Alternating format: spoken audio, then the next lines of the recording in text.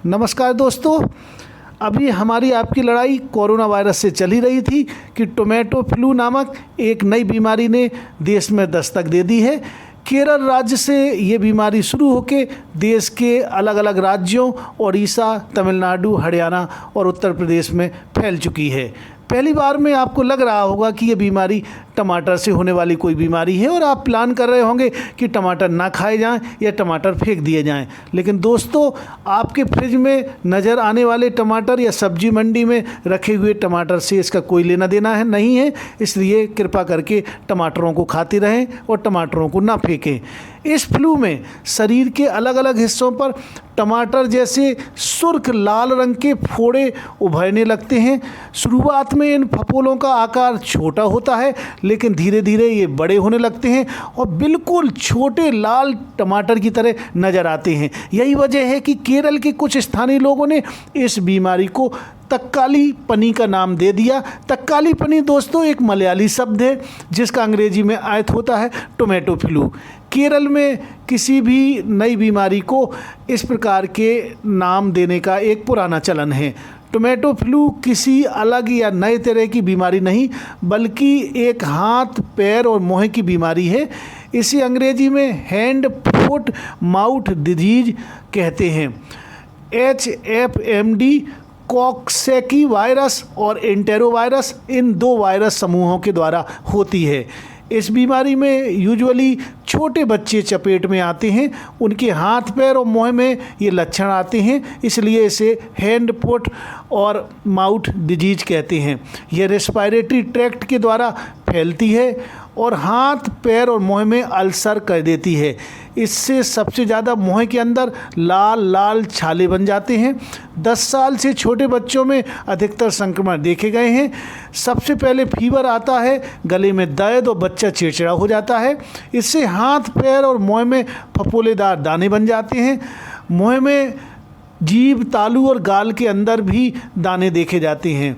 यह एक प्रकार की वायरल डिजीज है जो कि काफ़ी संक्रामक है और एक व्यक्ति से दूसरे व्यक्ति में सांस के जरिए फैलती है।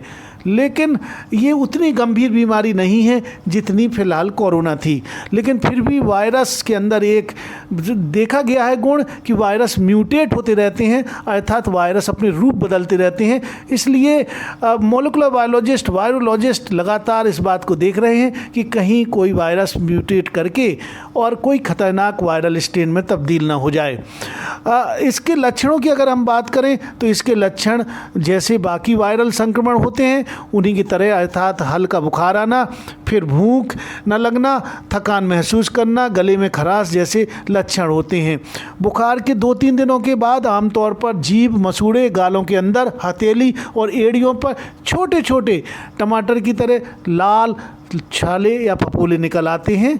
ये फफोले चूँकि मंकी वायरस से होने वाले रैशेज की तरह ही नज़र आते, इसलिए कई बार लोग मंकी वायरस संक्रमण समझ लेते हैं, अर्थात मंकी पॉक्स को इस बीमारी से जोड़ लेते हैं। कई बार ये देखा गया है कि एक व्यक्ति को होने के बाद उसके नज़दीकी संपर्क में अगर दूसरा व्यक्ति रहता है, विशेषकर छोटे बच्चे, तो उनको ये बीमारी फैलने की पूरे चांस होते हैं। इसलिए अगर आपको कहीं से भी ऐसा लगे जो मैंने लक्षण बताए हैं, जैसे कि थकान महसूस होना, बुखार आना, छोटे छोटे रैशेज शरीर पर, तो आप अपनी जांच कराएं। डॉक्टर लक्षण के आधार पर ये पता कर लेते हैं, लेकिन थ्रोट कल्चर और स्टूल टेस्ट के द्वारा भी पता किया जा सकता है। टोमेटो फ्लू के लक्षण डेंगू, चिकनगुनिया से मिलते जुलते हैं, इसलिए डॉक्टर मॉलिक्यूलर और सीरोलॉजिकल टेस्ट करने की भी सलाह देते हैं।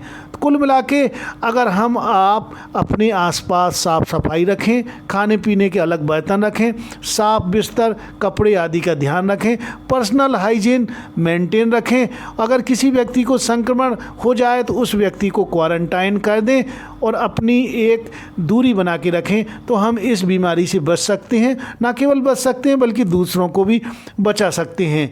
और तो और अच्छी हम खाने और पीने की अच्छी प्रैक्टिस रखें, अच्छा खाना खाएं, साफ खाना खाएं और ऐसे भोज्य पदार्थों का हम सेवन करें जिससे हमारी आपकी प्रतिरक्षा शक्ति बढ़े और साफ़ सफाई का अपने आसपास ध्यान रखें।